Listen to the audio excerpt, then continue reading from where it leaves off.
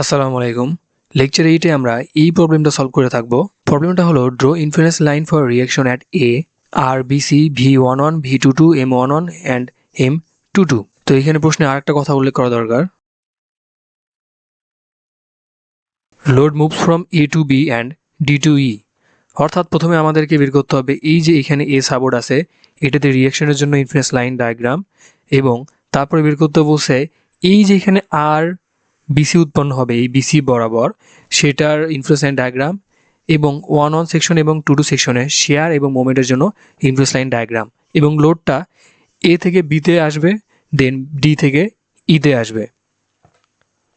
তো আমরা যদি এই প্রবলেমটা সলিউশন করতে যাই, সবার আগে আমাদেরকে একটা জিনিস বুঝতে হবে যে কোন পার্টটা স্টেবল এবং কোন পার্টটা আনস্টেবল।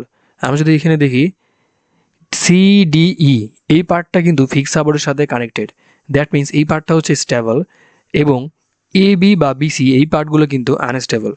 যদি সি থেকে ই পর্যন্ত কোনো লোডের মুভমেন্ট হয় তাহলে সেই লোডের কোনো অংশই কিন্তু এই এবি পার্টে আসবে না, কিন্তু এবি পার্টে যদি কোনো লোড আসে তাহলে তার একটা অংশ কিন্তু এই ফিক্স পার্টে আসবে। আমরা যদি এই জিনিসটাকে গাছের সাথে তুলনা করি,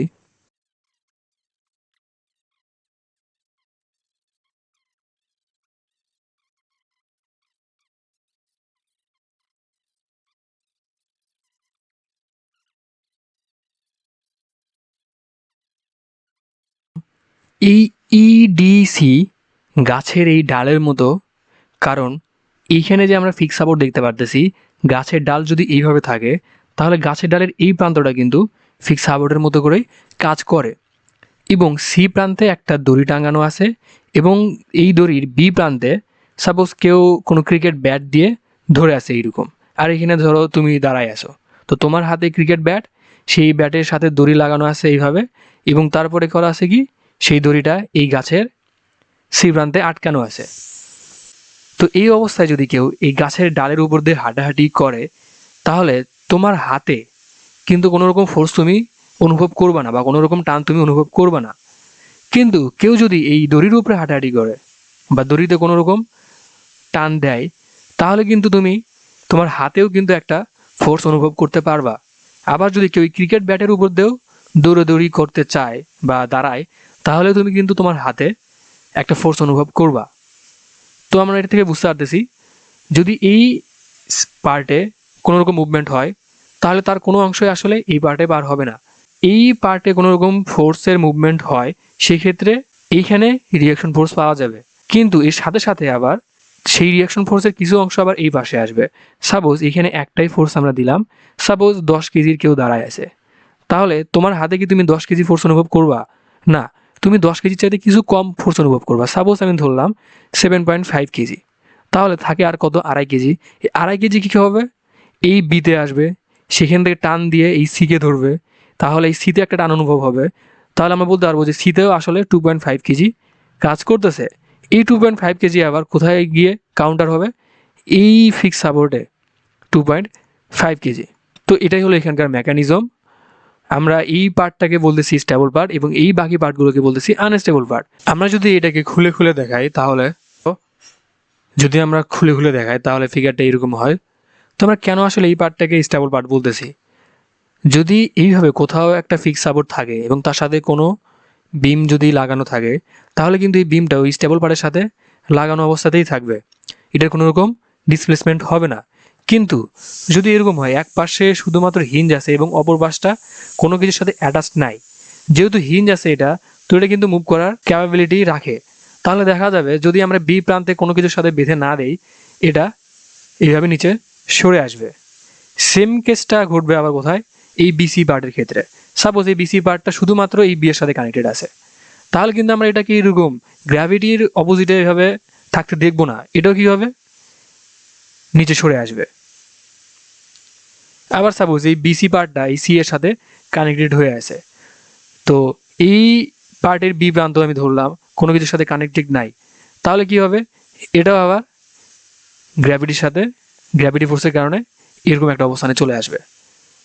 তো এই বিসি পার্ট এবং এই এবি পার্টের কিন্তু ক্যাপাবিলিটি নাই এইভাবে স্টেবল অবস্থায় থাকার জন্য। তো আমরা বলতে পারি যে এই এবি পার্ট এবং বিসি পার্ট এই দুটো হচ্ছে আনস্টেবল পার্ট।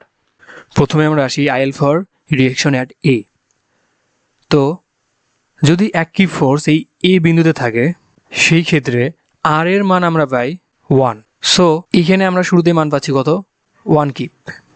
আবার একই ফোর্স যদি এই বি পয়েন্টে আসে সেই ক্ষেত্রে আমরা আর এর মান পাবো কত, 0 কিপ। সো আমরা এই পয়েন্টে মান পাবো কত, 0। এরপরে যদি লোডের মুভমেন্ট ডি থেকে ইতে হয়, ধরলাম প্রথমে ডিতে আসছে পরে হচ্ছে ইতে, তো ডি থেকে ই পর্যন্ত যে কোনো বিন্দুতে আসলে এই লোডটা থাকুক না কেন, কোনো লোডই কিন্তু এখানে এসে ট্রান্সফার হবে না। দ্যাট মিনস আমরা স্টিল আর এর ভ্যালু পাবো কত, 0 পাবো। সো যদি আমরা এখান থেকে মানগুলো নিতে যাই তার মানও কত হবে, 0। তো এটাই গেল আইএল ফর আর এ। এরপর আমরা আসি, এবার আমরা সলভ করব আইএল ফর আর বিসি, অর্থাৎ এইখানে যে বিসি বরাবর রিঅ্যাকশন ফোর্স জেনারেট হবে সেটা আমাদেরকে বের করতে হবে। তো এটার এই টাইপেরই কিন্তু সিমিলার আর একটা প্রবলেম আমরা লেকচার 6-এ ডিসকাস করছি। তো এটা যে বেসিক আছে সেটা সম্পর্কে আমরা এটাতে ডিসকাস করব না। তো আর বিসির এখানে দুটো উপাংশ থাকবে। একটা নাম দিলাম আমি আর বিসি এক্স এবং আর একটা নাম দিলাম আমরা আর বিসি ওয়াই। তো আমাদের টার্গেট থাকবে যে আর বিসি ওয়াই বের করে সেটাকে আবার আর বিসিতে কনভার্ট করা। এর জন্য কি লাগবে, এই যে কোণ অ্যাঙ্গেল এটা লাগবে, যার মান হয় 36.87 ডিগ্রি। তো এটা আমরা ওই ট্যান ইনভার্স 6/8 এই ফর্মুলা ইউজ করেও বের করতে পারি। এই ক্ষেত্রেও আমরা কিন্তু ওই 1 - x/l এই ফর্মুলা ইউজ করব এইখানে আর বিসি ওয়াই বের করার জন্য। তো একই ফোর্স যদি এই বিন্দুতে থাকে সেক্ষেত্রে আমরা আর বিসি ওয়াইয়ের মান পাবো কত, 1 - x এর মান হবে 20 ডিভাইড বাই এখানে এল এর মানও হবে কত, 20, দ্যাট মিনস 0। তো আর বিসি ওয়াইয়ের মান যদি 0 হয় অবভিয়াসলি আর বিসির মানও কত হবে, 0 হবে। তো এরপরে আমরা সরাসরি বি পয়েন্টে চলে আসতে পারি। এর ভেতরে আমরা কোনো একটা পয়েন্ট নিয়ে সেটার আর বিসি ওয়াই বের করে নিয়ে সেখান থেকে আবার আর বিসি বের করতে পারি। কিন্তু আমরা যদি সরাসরি এই বি পয়েন্টে চলে আসি তাহলে আমরা একই কেস অবজার্ভ করতে পারবো। একই ফোর্স যদি এই বি পয়েন্টের উপরে আমরা অ্যাপ্লাই করি সেই ক্ষেত্রে আমরা আর বিসি ওয়াইয়ের মান পাবো কত, 1 - 0 ডিভাইড বাই 20। এটা কিন্তু না দেখেও বলা যায় যেখানে 1ই হবে। তো 1 আমরা আর বিসি ওয়াইয়ের মান পাচ্ছি 1। আর এইখানে যদি আমরা দেখি অ্যাকচুয়ালি আর বিসির সাথে যদি আমরা সাইন 36.87 ডিগ্রি গুণ করে দেই তাহলে কিন্তু আমরা আর বিসি ওয়াইয়ের মান পাই। আমরা আর বিসি ওয়াইয়ের মান জানি, তাহলে আমরা কিন্তু ইজিলি আর বিসির মান বের করতে পারবো। তো আর বিসির মান হবে আর BC is equal to 1 divide by sine 36.87 degree, যার ভ্যালু আসে 1.66 কিপ। তো আমরা এই পয়েন্টে মান পাচ্ছি কত, 1.66 কিপ। এরপরে এই একই ফোর্স যদি ডি থেকে শুরু করে ই পর্যন্ত মুভমেন্ট করে সেই ক্ষেত্রে কিন্তু আমরা এই পার্টে কোনো রকম লোডের ডিস্ট্রিবিউশন দেখতে পারবো না। এই ডি থেকে শুরু করে ই পর্যন্ত প্রত্যেকটা জায়গাতে একই ফোর্স রাখার জন্য আমরা এই বি পয়েন্টে মান পাবো হচ্ছে 0, অর্থাৎ আর বিসি ওয়াইয়ের মান পাবো 0। আর বিসি ওয়াইয়ের মান যদি 0 হয় সেক্ষেত্রে আমরা আর বিসির মানও কত পাবো, 0 পাবো। সো আমরা এখানে পাচ্ছি 0, এই পোর্শনটা পজিটিভে থাকবে। তো এটা গেল আইএল ফর আর বিসি। এবার আমরা দেখব IL for V one on, অর্থাৎ এই ওয়ান অন সেকশনের জন্য শেয়ার ফোর্সের ইনফ্লুয়েন্স লাইন ডায়াগ্রাম। তো এটা দেখার আগে আমাদেরকে একটা জিনিস ক্লিয়ার হতে হবে, এইখানে যে আমরা বি পয়েন্ট দেখতেছি এই বি পয়েন্ট এবং এই বি পয়েন্ট কিন্তু সেম। তো এই বি পয়েন্টে যদি আর বিসি ওয়াই ভার্টিক্যালি আপওয়ার্ড কাজ করে এক্স্যাক্ট সেম অ্যামাউন্টের আরেকটা ফোর্স কিন্তু আমাদেরকে এইখানে দেখাতে হবে, যেহেতু আমরা এটাকে খুলে দেখাইছি। ভ্যালু সেম হবে কিন্তু ডিরেকশন হবে অপোজিট। আবার এই বিসি পার্টটাকে যদি আমরা ইন্ডিভিজুয়ালি কনসিডার করি, বি প্রান্তে যদি ভার্টিক্যালি ডাউনওয়ার্ড ফোর্স কাজ করে তাহলে সি পয়েন্টে আমাদেরকে ভার্টিক্যালি আপওয়ার্ড একটা ফোর্স দেখাতে হবে। ভ্যালু সেম থাকবে, ডিরেকশনটা চেঞ্জ হবে। আবার আমরা কি জানি এই সি পার্ট এবং এই সি পার্ট কিন্তু দুইটা একই সাথে অ্যাটাচড ছিল। আমরা যেহেতু খুলে দেখাচ্ছি এবং সি পয়েন্টে যদি আমরা ভার্টিক্যালি আপওয়ার্ড ফোর্স দেখাই সেম অ্যামাউন্টের ফোর্স আবার এখানে ভার্টিক্যালি ডাউনওয়ার্ড কাজ করবে। তো এটার নাম দিলাম আমি আর সি ওয়াই, অর্থাৎ আর সি ওয়াই এবং আর বিসি ওয়াই এই দুইটার ভ্যালু হবে সেম। তো একই ফোর্স যদি এই এ পয়েন্টে থাকে সেক্ষেত্রে আমরা কিন্তু আর বিসি ওয়ার মান পাই 0। তো আর বিসি ওয়ার মান যদি 0 হয় তাহলে আমরা আর সি ওয়ার মানও কত পাবো, 0 পাবো। তাহলে এই ওয়ান অন সেকশনের লেফট পোর্শনের টোটাল শেয়ার ফোর্সের মান আমরা কত পাচ্ছি, 0 পাচ্ছি।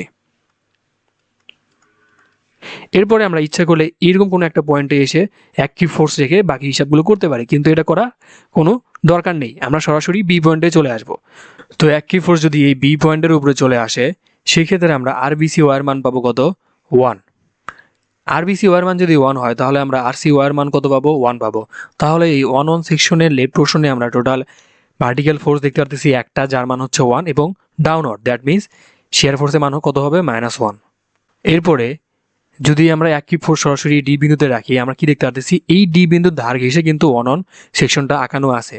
দ্যাট মিনস যদি ডি পয়েন্টে আমরা লোড রাখি এবং 1 সেকশনের ধার ঘেঁষে লেফট পোর্শনে এই 1 ফোর্স থাকে, তাহলে আমরা 1 সেকশনের লেফট পোর্শনের শেয়ার ফোর্সের মান কত পাবো? -1। এরপরে যখনই এই অ্যাক্টিভ ফোর্স সরাসরি এই 1 সেকশনের ডান পোর্শনে চলে আসবে, তখন থেকে শুরু করে একদম ই পর্যন্ত আমরা শেয়ার ফোর্সের মান কত পাবো? এই 1 সেকশনের লেফট পোর্শনে কোনো শেয়ার ফোর্সের মানই পাবো না আমরা, তখন মান থাকবে 0। শুধুমাত্র এই অল্প একটু জায়গার জন্য আমরা এখানে -1 ফোর্স দেখতে পারতেছি। তো এটাই হলো আইএল ফর ভি 11। এরপরে আমরা দেখব আইএল ফর ভি 22। তো অ্যাক্টিভ ফোর্স যদি এই এ বিন্দুতে থাকে, তাহলে আমরা আরবিসি ওয়ার মান কত পাই? 0 পাই। তো আরবিসি ওয়ার মান যদি 0 হয়, আরসি ওয়ার মানও কত হবে? 0।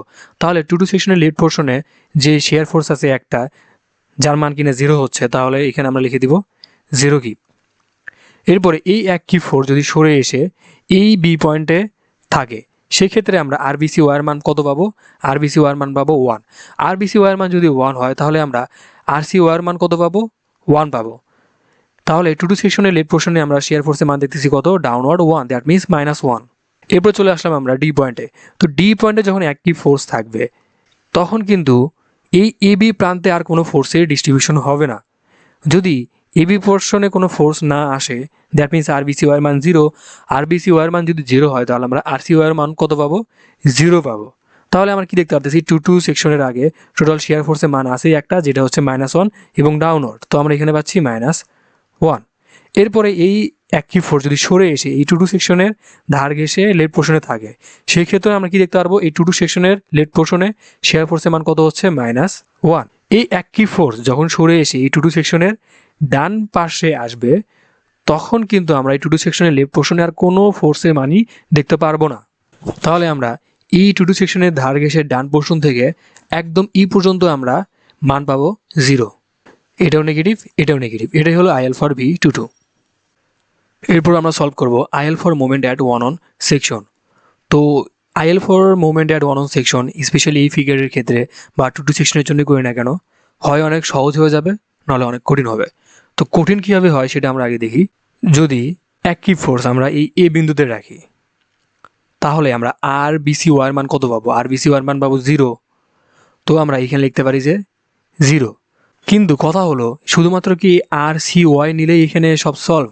এখানে কিন্তু আর বিসি এক্সও আছে। তো আর বিসি এক্সটাও কিন্তু এইভাবে ট্রান্সফার হয়ে হয়ে এখানে আসবে, এবং তার সাইন হবে কি? এই আর বিসি এক্সের অপোজিট, এবং মানটা হবে কি? এই আর বিসি এক্সের সমান। তো এটা নাম দিলাম আমি আর সি এক্স। আমাদেরকে কি করতে হবে? আর বিসি এক্সও বের করতে হবে। আমি এটা দেখে বলতে পারবো যে এটার মান হচ্ছে 0। তো এখানে কোনো কাহিনী নাই। কিন্তু যখনই এই অ্যাক্টিভ ফোর্স সরে এসে এরকম কোনো জায়গাতে অথবা এই বি পয়েন্টের উপরেই আসলো, সেক্ষেত্রে আমরা কি পাবো? আর সি ওয়াইয়ের মান পাবো কত? 1। সেই আর সি ওয়াইয়ের মান 1 পাওয়ার পরে আমরা সেটা কি করব? আবার আর বিসিতে কনভার্ট করব। আর বিসি যখন আমরা পেয়ে যাবো, এর সাথে যদি আমরা cos 36.87 ডিগ্রি গুণ দেই, তাহলে আমরা পাবো আর বিসি এক্স। তো সাপোজ আমরা এই অ্যাক্টিভ ফোর্স এই বি পয়েন্টে রাখার জন্য আর সি ওয়ার মান পেয়ে গেলাম, যেটা অবশ্যই 0 হবে না তখন, এবং আর সি এক্সের মানও পেয়ে গেলাম। তখন আমাদের কি করতে হবে? এই 1 সেকশনের আগে যদি আমরা মোমেন্ট বের করতে চাই, আমাদের করতে হবে আর সি ওয়াই ইন্টু এইখানকার ডিস্টেন্স, এই আর সি ওয়াই এবং এই 1 সেকশনের ডিস্টেন্স কত? 8। এটা ঘুরাবে অ্যান্টি ক্লকওয়াইজ, এবং আবার বের করতে হবে কি এই আর সি এক্সের জন্য, যেটাও ঘুরাবে কি অ্যান্টি ক্লকওয়াইজ। সো আর সি এক্স ইন্টু এই আর সি এক্স এবং এই 1 সেকশনের পয়েন্টের ডিস্টেন্স হচ্ছে 6 ফিট। তো 6 ইজ ইকুয়াল টু সামথিং। তো যে মানগুলো হবে সেই মানগুলো আমাদের এখানে বসাতে হবে। এটা আসলে এত হাসেল তখনই করা লাগতেছে যখন আমরা এটাকে এভাবে ভেঙে ভেঙে কনসিডার করতেছি। ইন কেস এইভাবে যদি আমরা ভেঙে ভেঙে কনসিডার না করে সবগুলোকে আমরা যদি জোড়া লাগাই দিই, তখন কিন্তু আমাদেরকে এই ছোটোখাটো মানগুলো আর বের করতে হচ্ছে না। তো আমরা এই প্রবলেম সলভ করার জন্য এটাকে আর খুলে খুলে কনসিডার করব না। আমরা দেখব যে এই 1 সেকশনের লিড পোর্শনে টোটাল মোমেন্টের মান কত। তো যদি একই ফোর্স এই বিন্দুতে থাকে, এখানে আর এর মান কত হয়? আর এর মানও হয় 1। তাহলে এই দুই ফোর্সের জন্য আমরা এই 1 সেকশনের আগে মোমেন্ট কত পাচ্ছি? এটার জন্য পাচ্ছি -1 ইন্টু ডিস্টেন্স কত? 36। এবং এটার জন্য আমার মান কত পাচ্ছি? +1 into 36, that means 0 kip feet. তো এখানে আমরা মান পাচ্ছি 0 কিপ ফিট। এরপরে এক কিপ ফোর্স যদি এই বি পয়েন্টে থাকে, এইখানে আর এর মান কত হয়ে যাবে? আর এর মান হয়ে যাবে 0। তাহলে আমরা ওই 1 সেকশনের লেট পোর্শনের টোটাল শেয়ার ফোর্সের মান কত পাচ্ছি? যদি আমরা 0টা কনসিডার করেও থাকি, 0 into 36 -1 into 16, that means -16 kip feet. তো এইখানে আমরা মান পাচ্ছি কত? -16 কিপ ফিট। এরপরে এক কিপ ফোর্স যদি আমরা এই ডি পয়েন্টে রাখি, সেই ক্ষেত্রে কী হবে? প্রথম কথা কি, তখন এই আর এ নিয়ে আর কোনো কাহিনীই নাই, এখানে তো লোড ট্রান্সফার হয়ে আসবেই না, শুধু লোড থাকতেছে একটাই, এই ডি পয়েন্টের আগে। তো আমরা যেহেতু এটা ধার ঘেঁষে কল্পনা করছি, দ্যাট মিনস এখানে ডিস্টেন্স হবে কত? 0। সো এইখানে এই বরাবর আমরা মান পাবো কত? 0 পাবো। ইভেন এই একই ফোর্স যখন সরে এসে এই যে কোনো একটা জায়গাতেই থাকুক না কেন, সেটার জন্য কিন্তু আমরা এই লেফট পোর্শনে আর কোনো ফোর্সের মান দেখতে পারতেছি না। দ্যাট মিনস এই ডি পয়েন্ট থেকে শুরু করে ই পর্যন্ত আমরা পুরোটার জন্য মান পাচ্ছি কত? 0 কিপ ফিট। তো এটাই গেল IL for moment at 1 section. এবার আমরা সলভ করি IL for moment at 2 section. তো একই ফোর্স যদি এখানে থাকে, সেই জন্য আমরা 2 সেকশনের আগে টোটাল মোমেন্ট পাবো কত? 0 কিপ ফিট। একই ফোর্স যদি এই বি পয়েন্টে থাকে, সেই ক্ষেত্রে আমরা এই আর এর মান কত পাবো? 0 পাবো, এবং এখানে যেটা থাকতেছে না। তো 2 সেকশনের আগে আমরা মোমেন্ট তখন কত পাচ্ছি? 1 ইন্টু এটার জন্য ডিস্টেন্স কত হচ্ছে এখানে? 26, এটা হচ্ছে মাইনাসে, তো -26 কিপ ফিট। তো এই বরাবর আমরা মান পাবো কত? -26 কিপ ফিট। এরপর চলে আসি আমরা এই ডি বিন্দুতে। তো এক কিপ ফোর্স যদি এই ডি বিন্দুতে থাকে, সেক্ষেত্রে কিন্তু এখানে আর এতে আমরা কোনো মান পাবো না। আমরা শুধুমাত্র একটা ফোর্সই দেখতে পারবো এই 2 সেকশনের আগে, সেটা হচ্ছে এই এক কিপ। তাহলে 2 সেকশনের আগে আমরা মোমেন্ট কত পাচ্ছি? এইটার জন্য কত? -1 into 10, that means -10 kip feet. এরপরে যদি আমাদের এই একই ফোর্স এই 2 সেকশনের উপরে আসে, সেই ক্ষেত্রে আমরা কত মান পাচ্ছি? তখন আমরা এই 2 সেকশন লেট পোর্শনে আসলে কোনো ফোর্সই দেখতে পারতেছি না। একটা ফোর্সে আছে যেটা কিনা সেই 2 সেকশনের উপরে আছে। আমরা যদি ডিস্টেন্স কনসিডার করি, তাহলে হবে কত? 1 into 0, that means 0 kip feet. তো এখানে মান হবে কত? 0 কিপ ফিট। এরপরে এই একই ফোর্স যদি সরে এসে এই 2 সেকশনের ডান পাশে আসে বা এই ই পয়েন্টেও চলে আসে, আমরা কিন্তু 2 সেকশনের লেফট পোর্শনে কোনো ফোর্স দেখতে পারবো না। দ্যাট মিনস তখন মোমেন্টের মান কত হবে? 0 হবে। তো এই পর্যন্ত মান হবে কত? 0। তো এটাই হলো IL for moment at 2 section. তো আমরা এই প্লেলিস্টে অলমোস্ট 60টা প্রবলেম সলভ করছি। আমার মনে হয় যদি আমরা সেই 60টা প্রবলেমই খুব ভালোভাবে বুঝতে পারি, এরপর যদি অন্য অন্য কোনো প্রবলেম দিয়েও থাকে, আমাদের সেগুলো বুঝতে খুব একটা সমস্যা হবে না। জাস্ট আমাদেরকে বেশি বেশি করে প্র্যাকটিস করতে হবে। আমি যদি এরপরে ম্যাথ প্রবলেম সলভও করে দিই এখানে, সেটার জন্য হয়তো অনেক টাইম লাগতে পারে। তো আমি 60টা পর্যন্তই রাখলাম, এবং এই 60টা প্রবলেমকে আবার খুব ইজিলি কীভাবে করা যায় তার জন্য আমি আরেকটা সিঙ্গেল একটা ভিডিও ইনশাল্লাহ তৈরি করব, যেখানে আমি মিউলার ভেসলো ফর্মুলা ইউজ করে এই প্রবলেমগুলো কীভাবে সলভ করা যায় সেটা দেখাবো ইনশাআল্লাহ। কিন্তু সেই মিউলার ভেসলো ফর্মুলা যদি আমরা ভালোভাবে অ্যাপ্লাই করতে চাই, আমাদেরকে এই বেসিকগুলো জানা খুবই বেশি পরিমাণ ইম্পর্টেন্ট। দেখা যাচ্ছে যে পদ্ধতিতে আমরা এখন পর্যন্ত এই প্রবলেমগুলো সলভ করছি, আমাদের কোনো একটা প্রবলেম সলভ করতে লাগতেছে 20 বা 22 মিনিট, বা তার সাথে কম লাগার কথা আশা করি, ধরলাম হচ্ছে 15 মিনিট, যদি আমরা খুব ভালোভাবে বুঝি। আর যদি আমরা মিউলার ভেসলো ফর্মুলা ইউজ করতে পারি, সেই ক্ষেত্রে দেখা যাবে সময়টা তার সাথে অ্যাপ্রক্সিমেটলি হাফ, আনুমানিক এরকম কম লাগতেছে। So see you in the next video ইনশাআল্লাহ।